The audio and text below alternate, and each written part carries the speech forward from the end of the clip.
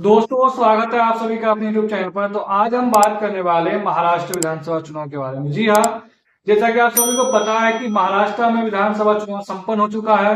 Voting की गिनती पूरी हो चुकी है और यहाँ पर महायुति गठबंधन को अपार जन समर्थन मिला है, जिसमें सबसे बड़ा दल के रूप में बीजेपी उभरी है, जिन्हें 132 सीटें मिली है। हालांकि महायुति गठबंधन में तीन पार्टियां थी: अजीत पवार की पार्टी एनसीपी, शिवसेना की एकनाथ शिंदे की शिवसेना और बीजेपी। लेकिन यहाँ पर वोटिंग गिनती हुए लगभग एक हफ्ता हो चुका है, यानी रिजल्ट आए हुए लगभग एक हफ्ता हो चुका है। लेकिन तीनों ही पार्टियां मिलकर के अब तक सीएम का चेहरा घोषित नहीं कर पाई है। बताया यह जा रहा है कि इस वक्त जो है सीएम एकनाथ शिंदे जो है वो सीएम पद के लिए अड़े हुए थे, लेकिन तमाम कोशिशों के बावजूद प्रधानमंत्री नरेंद्र मोदी के हस्तक्षेप और गृह मंत्री अमित शाह के हस्तक्षेप के बाद वो सीएम पद से इस्तीफा दिया है, यानी अपना स्टेप डाउन किया है। लेकिन अब बताया जा रहा है कि तमाम तरह की चीजें हैं। अब शिवसेना की तरफ से ये दावा किया जा रहा है कि अगर उन्हें मुख्यमंत्री पद नहीं मिला है तो उन्हें मुख्यमंत्री पद के एवज में गठबंधन के अंदर वित्त मंत्रालय के साथ साथ गृह मंत्रालय भी दिया जाए। यानी एकनाथ शिंदे चाहती है कि उनकी पार्टी को अगर वो गठबंधन में मुख्यमंत्री नहीं बनाया जाता है तो उसके एवज में वित्त मंत्रालय के साथ साथ गृह मंत्रालय भी हमें मिले।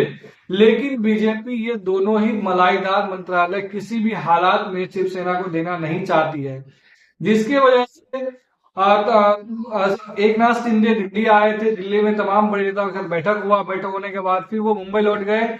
मुंबई लौटने के बाद उन्होंने कहा है कि अब वो इस मामले से दूर हट करके अपने गांव सतारा जा रहे हैं और वो कल शाम को अपने गांव सतारा पहुंच गए हैं। बताया जा रहा है कि महायुति के अंदर इस वक्त संकट काफी गहरा हो चुका है। बीजेपी आखिरकार क्या कर सकती है? बीजेपी के पास सबसे ज्यादा विधायक जीत करके आए हैं। उसके बाद अजित पवार के पास भी लगभग 40-50 विधायक है। ऐसे में अगर चाहे तो बीजेपी आराम से सरकार बना सकती है। लेकिन शिवसेना को छोड़ के अगर सरकार बनाती है तो ये संदेश सही नहीं जाएगा। उन्होंने और एक नाथ शिंदे ने शिवसेना को तोड़ करके यानी महाविकास आघाड़ी की सरकार गिरा करके बीजेपी की सरकार लाया था। तो मुझे लग रहा है कि किसी भी हाल में बीजेपी जो है एक नाथ शिंदे को छोड़ना नहीं चाहती है। और एक नाथ शिंदे जो है बार्गेनिंग लगातार कर रहे हैं, लगातार बड़े बड़े मंत्रालय मांग रहे हैं। उन्होंने कहा कि जब हम तोड़ के आए थे, सरकार गिरा के आए थे एनडीए की, तो हमें मुख्यमंत्री बनाया गया। यानी यूज एंड थ्रो का इस्तेमाल किया बीजेपी ने हमारे साथ, जो नहीं होना चाहिए। चलो ठीक है, अगर हमें मुख्यमंत्री नहीं दे रहे। हालांकि बताया यह जा रहा है कि एक नाथ शिंदे को मुख्यमंत्री पद के अलावा डिप्टी चीफ मिनिस्टर का भी पद दिया गया था, लेकिन उन्होंने इस पद को ठुकरा दिया। उन्होंने कहा कि डिप्टी चीफ मिनिस्टर का कोई पद होता ही नहीं, इससे अच्छा हमें आप गृह मंत्रालय और वित्त मंत्रालय दे दीजिए हमारी पार्टी को, हम इससे संतुष्ट हो जाएंगे और सरकार में हम शामिल हो जाएंगे।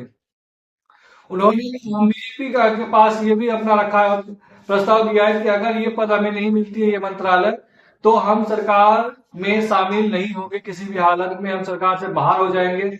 ऐसी स्थिति में एक डमाडोल की स्थिति हो जाएगी।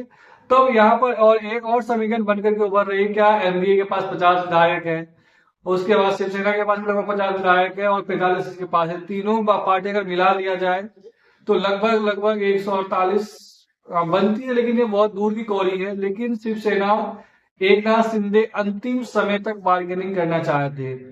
हालांकि बीच में उन्होंने ये भी कोशिश किया था कि किसी भी हाल में देवेंद्र फडणवीस मुख्यमंत्री ना बने, उसके जगह पे कोई भी मुख्यमंत्री बन जाए, ठीक है। लेकिन आरएसएस और बीजेपी की तरफ से शिवसेना को बिल्कुल क्लियर कर दिया गया कि मुख्यमंत्री देवेंद्र फडणवीस ही बनेंगे।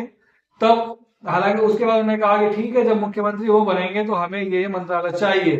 तो यानी अभी कल मुंबई के अंदर महायुति की बैठक होने वाला था, लेकिन जिसे टाल दिया गया है। और शिवसेना के जो राष्ट्रीय अध्यक्ष है एक नाथ शिंदे, वो अपने गांव सतारा चले गए।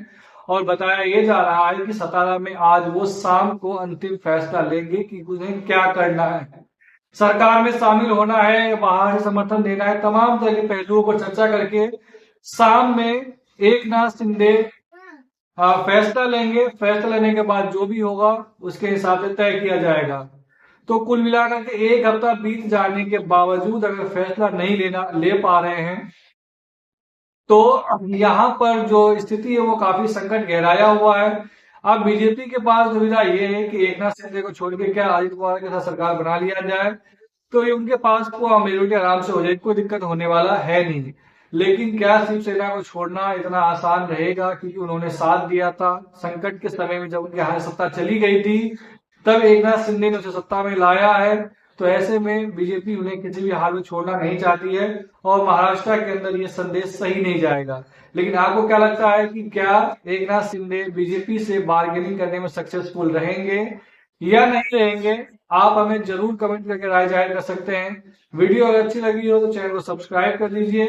फेसबुक पेज भी देखें तो फेसबुक पेज भी जरूर लाइक फॉलो कीजिए।